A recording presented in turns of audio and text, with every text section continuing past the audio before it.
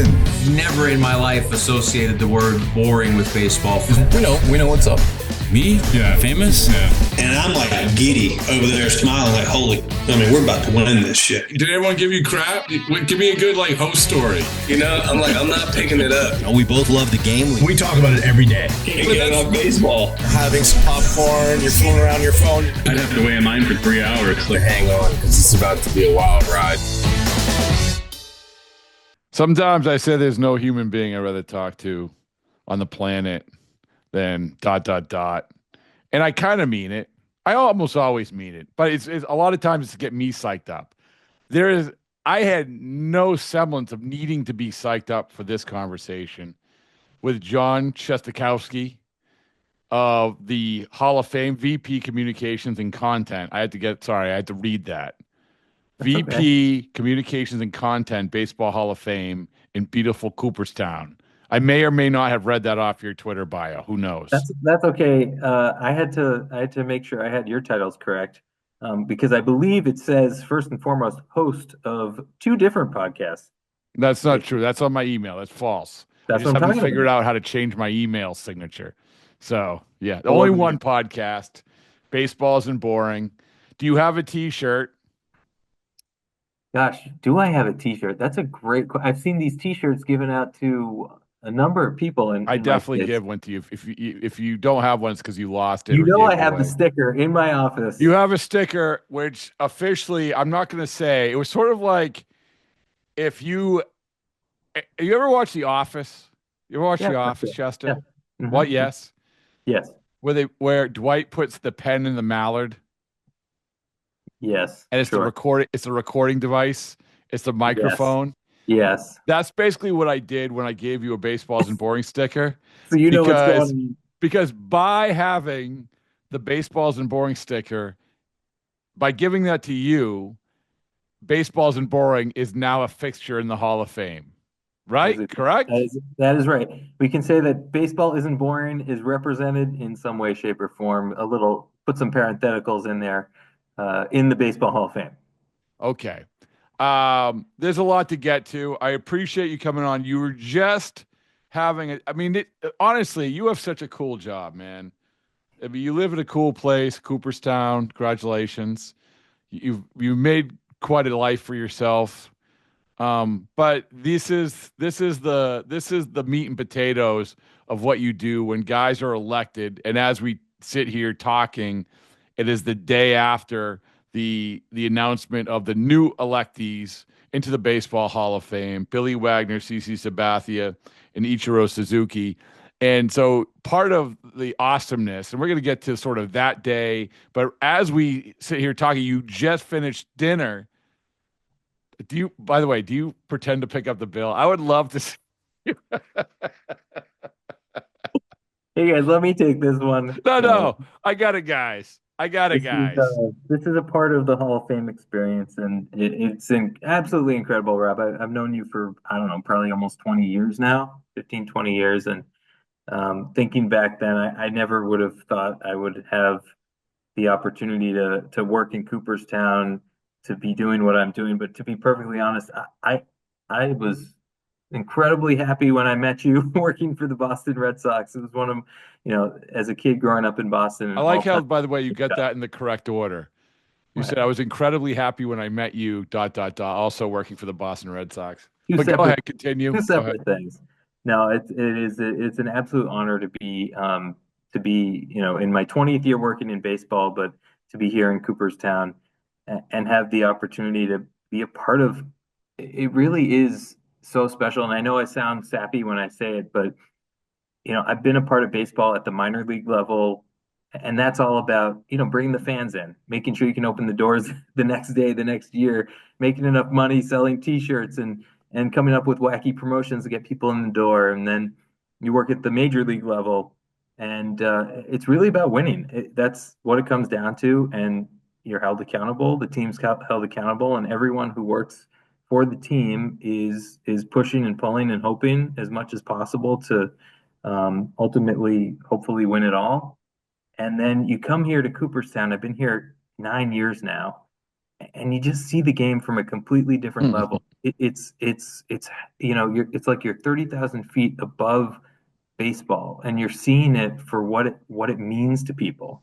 This game means so much to so many people. It's connected generations for 150 plus years, and it really is a lifeblood of this country. We say so much, people that have been here to the Hall of Fame. Yes, of course, it's a baseball museum, but really it's an American history museum because you cannot separate the history of this country from the history of this game and vice versa. So we see it every single day, and it gives me chills every single day to witness how much this game and this museum and the institution of the National Baseball Hall of Fame means to so many people. So it's an absolute privilege to be here in Cooperstown, and I do not take it for granted, not for one day, that I have this opportunity. So well put, number one, excellent job. And we're gonna get to your night where you have, as like I said, as we were speaking, you just finished dinner with the new inductees or the inductees to be. But before we talk about that, I've said this, Chesta, that probably the highlight of my professional career was when David Ortiz invited me and Ian Brown uh, to his private tour, which was in May. And so he was inducted. They do it, as you explained to me before, they do it a little bit different now, but then you come in, this was in May, I think. You come in, nobody's in Cooperstown. It's pretty incredible. It's like nobody's there. It was like a rainy day. Here comes David Ortiz and a few of his guys, and he's going to give the private tour. And one of the things I remember the most about it was you guys show like a 15-minute video, which I'm sure you showed. Was it today or tomorrow? You're going to show this same Tomorrow, thing? yeah, Tomorrow, yeah, or as people are listening to this today. sure. But you go in this theater, and I think I was sitting just a couple seats over from Ortiz, and it's just, what is it, like 15-minute video or something Yeah, like that? 16-minute video. Yeah, Yeah, yeah. and it says as people who inducted to Hall of Fame, and I'm looking over at him, and he's getting like truly emotional. And this is at the beginning of the whole thing, and I mean, this is, you just don't understand how it hits these guys. And I do want, and so for me, that was one of the highlights of my professional career, getting that opportunity to go through that experience, to see Ortiz holding the Babe Ruth bat with the gloves and all that stuff. But in today, as we sit here, you now, you have these guys come into Cooperstown, and it's just these guys have to play it cool their entire life. Their entire life, they're playing it cool. That's what they're trained to do. Everything is just business, and just baseball is it wears you down if you're a major leaguer and all of that. These guys aren't playing it cool, and we have the. I know I've talked to Billy Wagner so much leading up to this, and then you see the awesome video. Was that you on the call with Billy, or was that? Yeah, I was on the call. I was not the person making the call. Okay, all I right. was in for some logistical support. All right, well, you were the backup. But you see this, and I can't. And so that was just the first part of it, and then you have the dinner. I mean, I would imagine the minute they walk into a room, I know that I love to have dinner with you in the media dining room. I mean, when I walk in there and I see your face, I'm smile ear to ear. But you probably, when you have this dinner, you probably aren't around that vibe of people Yeah. ever in your life, right? It's pretty incredible. It's pretty incredible, and I just have to say, you're talking about. There's so many things to say. I've known you a long time, and I have to say also, having David Ortiz a part of the Hall of Fame process while I was here is also a highlight of my career. Except you weren't there. I wasn't there when I was there in May. I was there when he came. I know, there was, in case people don't know, like the actual. So Chesta, he worked for the Red Sox, or the height of Ortiz, and the guys inducted the Hall of Fame, and then his induction.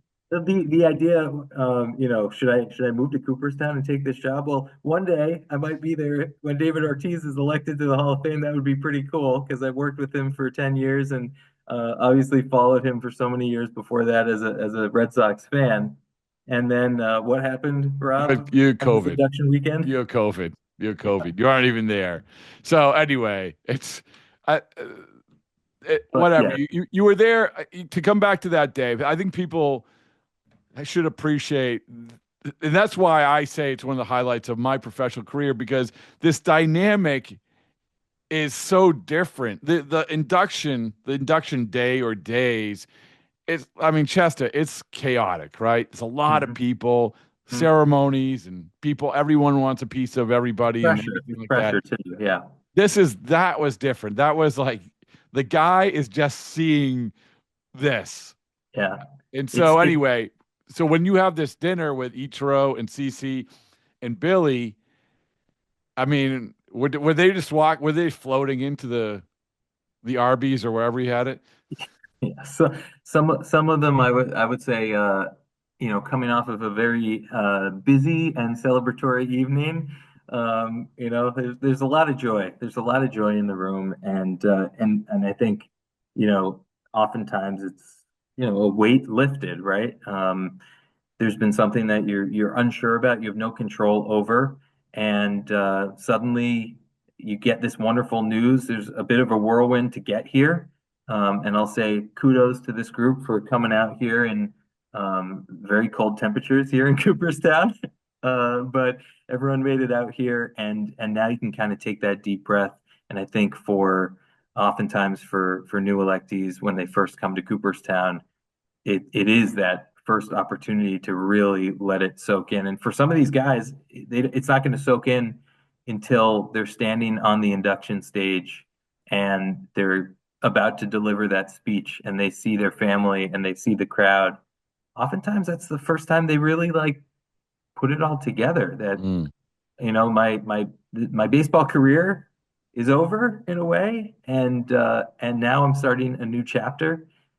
And oftentimes, this is the moment when they first recognize that they are legitimately a part of this group. Because to a man, I've never in my 9 years had someone come in here and say, "Oh yeah, I belong in this group with these guys." Every single new Hall of Famer is like, "What am I doing here? I don't belong with this group." And it takes some time. It's really interesting to see because there are many big personalities in baseball, but it's a pretty universal reaction when you come to Cooperstown. And for the first time, especially in July, they're surrounded with the greats of the game dating back generations. You don't have to divulge what anybody ate, but was there a moment from tonight, as we tape this, that you like, oh, that was cool? It's just the camaraderie. I mean, Yeah. these guys, they're already creating bonds. They know each other already, right? CC and Ichiro were teammates, but you can tell already they're a group, and this happens with every group. Every new class of Hall of Famers has a very special bond that they're going to carry for the rest of their lives. They're going to be in it together, and every time they come back to Cooperstown in July, they're going to gather as a group and remember that they're all going through this together because it's almost like it's I'm not going to say fraternity and hazing, but there's a lot that goes into induction weekend. They're all feeling the same pressures and they all have the same release, and they're all going to be working towards a very special July when we get to induction. All right, so I want to take a step back and go through the process. Because I think a lot of people have curiosity about how this works, and I want you to jump in if I misrepresent anything. So the ballots are sent out. I believe you get them like in early December. Is that right? We send them out middle November usually. Which, by the way, the last known organization to mail something with a return postage, which is smart, good for you, because how many what was the percentage of people who returned their ballots? I think it was 98.5%. That's incredible. You know why? It's because it's a return postage you put on it. There's no chance you're getting about 50%. These guys are so cheap. You gotta put the postage on. Yes. Well, I mean, That helps who a buys little a bit. stamp anymore? I mean, honestly. But So, it is a great return rate, and that just shows you how much this means to the writers oh, and those who have this incredible opportunity to be a part of this process. So you have about a month to get it back. You have to have it back by December 31st. And spoiler alert, Chesta, I learned how mailboxes in front of post offices changed over the years. This year on December 31st at 4:45 a.m. when I'm like, how does this thing work?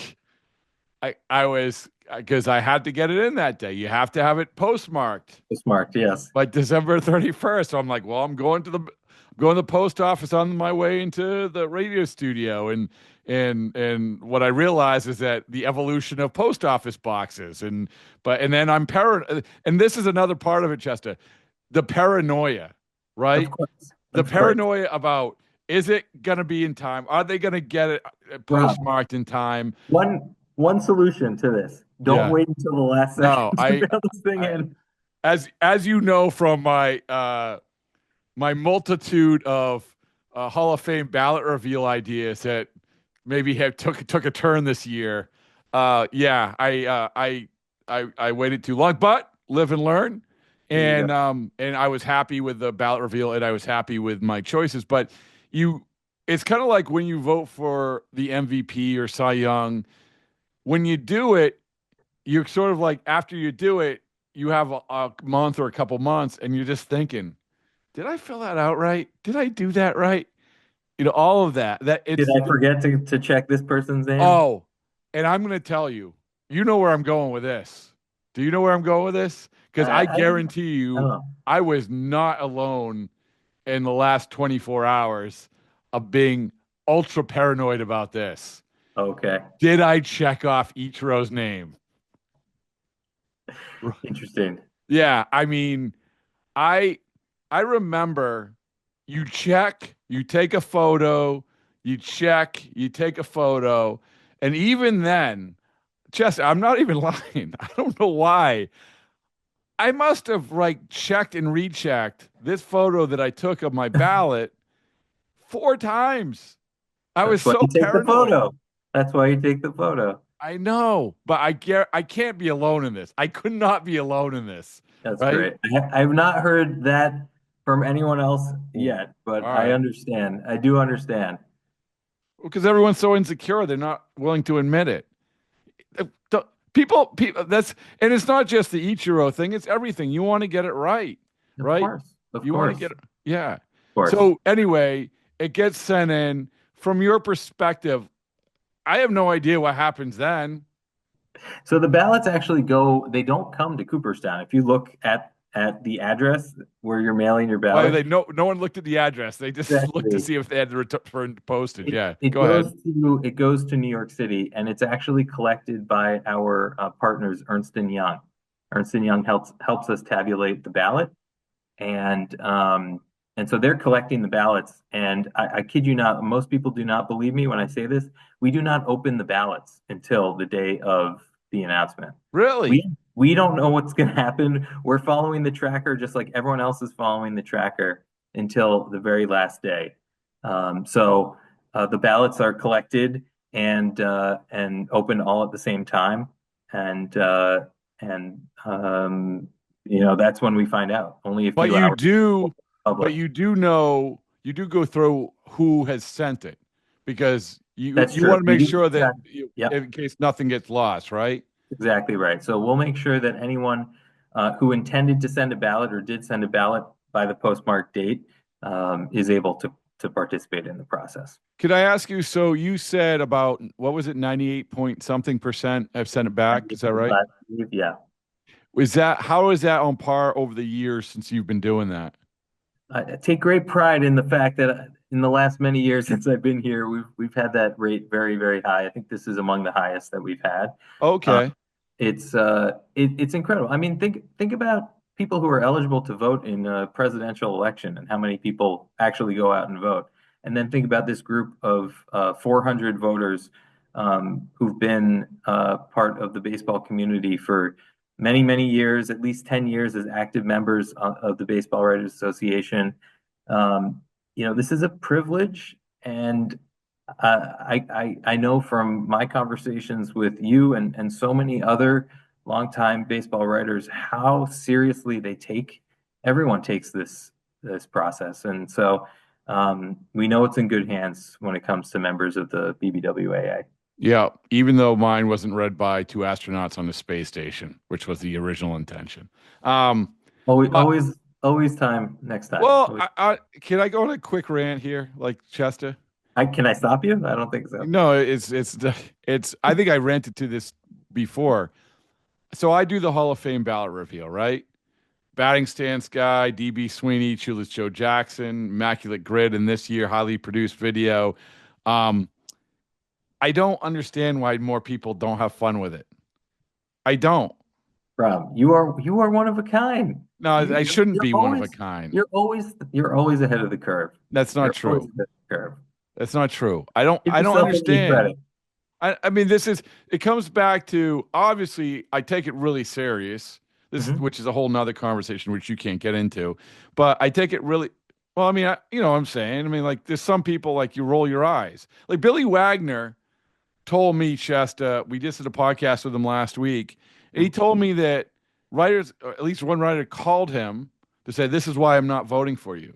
And then another writer said that I'm not voting for you because where you're from. Then another writer admitted to him that he didn't vote him because of his politics. Like, that's the frustrating thing.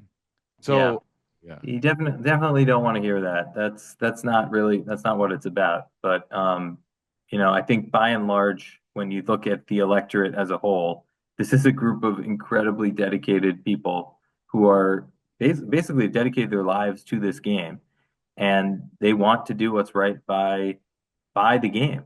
The game is bigger than all of us. And Rob, I think you look at this the same way that so many of your peers do, and you want to get it right, and you spend a ton of time thinking about it, and trying to do your very best to uphold the integrity of this process. Yeah, because it takes a while. I'm not telling my tale of woe, but it takes a while to actually get the honor to do it. And so, yeah, absolutely. But I want to jump to, so you say you don't open it till the day, and that's done in New York, right? Correct. They're opening in New York. New York State. Are they opening New York City or New York Cooperstown? Here, yes. Yeah. New York City. Yes? Doesn't matter. Of all the things that I thought would be top secret, like where they open it, like, okay, whatever. So they open it. So what is that day like? What was Tuesday like for you? It's like almost like it is for everyone else who's waiting for these answers. You start the day not knowing. You spend many hours going through opening every single one of these, and with representatives from Ernst and Young and the Baseball Writers Association tabulating and being very deliberate about the process, and getting the final answer of where we ended up after opening 394 ballots. It's pretty much the same. We just know about an hour before. But I was going to ask you, so it's about an hour before? Yeah. Look at you. Look at you. Like, what an honor that is for you. It's incredible. It's incredible, but really just obviously just one piece of the puzzle trying to get things right here. And it is, as I've learned, like, it is a very, very, it's a special process, and you want to do it the right way. Everyone wants to do it the right way, and it's really neat to see the way it's done. It is a little old-fashioned with paper ballots and really sitting there for hours to make sure you have the count correct. But in the end, the people have spoken in a way, and we have our new electees. Then the call must be really cool. The calls are very special, and every single one is different. You don't know what kind of emotion is going to be behind it. You don't know someone. Even this year, you have two first ballot electees, and one person getting elected on his 10th ballot. It's different. There's different levels of emotion. There's different levels of celebration. But ultimately, it's gratitude and a big sigh of relief in the back end of those phone calls. You have a cool job. No kidding. I think Congratulations. it's the best job in baseball. Hold on. I'm What? writing that down. What do you got that's better? Oh, believe me, I nothing. But and I'm going to say this is that it might be the best job in baseball because you're not sullied by all the things that we're sullied by. Like there's a lot of stuff why we get into this, which is awesome. Yeah. But as I think you said, you're looking at it from a 30,000 foot view. You're looking at it from all the good. And even though we now everyone's talking about, oh, who didn't vote for Ichiro and all that stuff, but that has no concern to you. Like you don't have to worry about it. None. If you're working for a PR department, and that person covers your team, like, oh, geez, really, I got to deal with it. But no, but everything about this, and we haven't even mentioned another great, awesome part of your job. You get to travel around and collect really cool stuff from people for the Hall of Fame.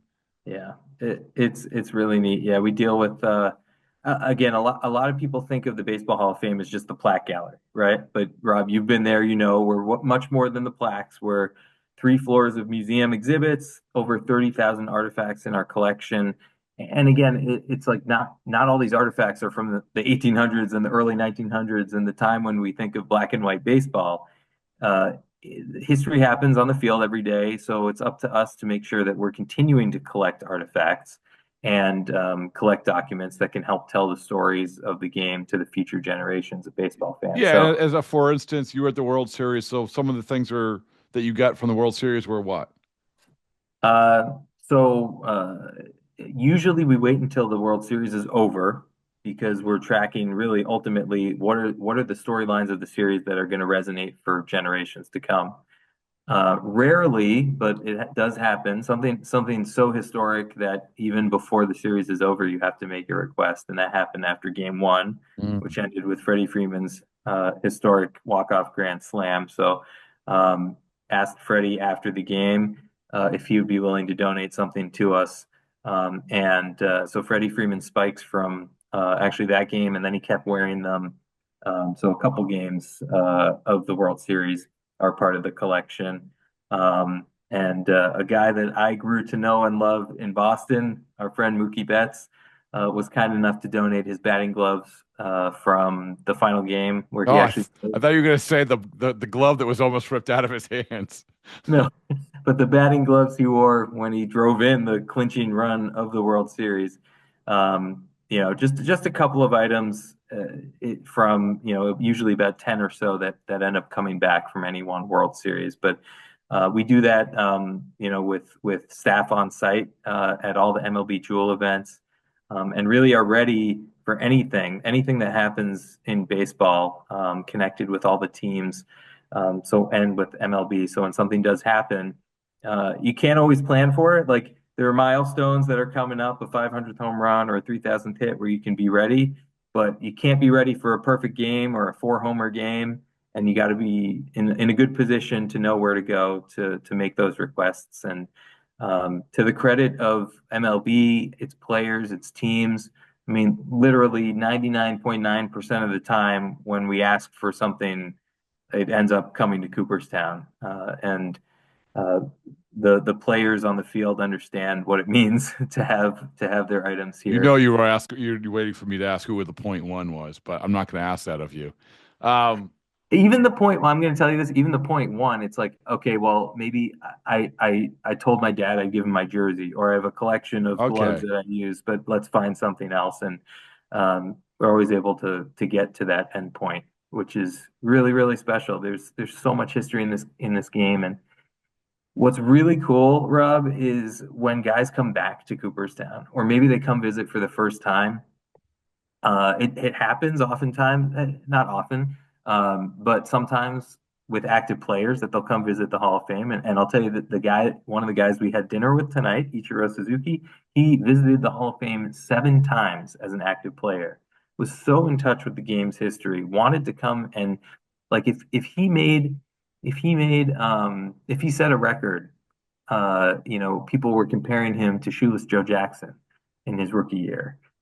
He would come here and he'd want to see Shoeless Joe's artifacts, and he felt like he could connect with that history here in Cooperstown better than anywhere else. Same thing when he passed George Sisler for the all-time hits record. He came back to Cooperstown and wanted to really see what we had related to George Sisler.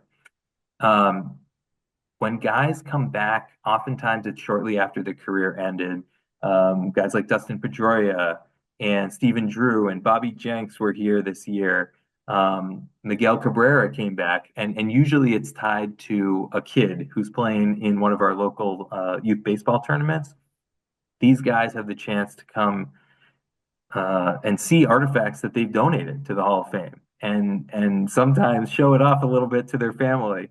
That they're part of the very best of this game and its history. And, that's incredible. Ichiro has been there 7 times, because that's not an easy place to get to. Yeah, and I'll tell you this too. CC just told me when he was a player on the Yankees and Ichiro was his teammate, Ichiro told him, "You got to go to Cooperstown. You're gonna love it." And CC's like, "Yeah, I'm not gonna drive all the way to upstate New York." Ichiro's like, "Come with me." He's like, "Nope."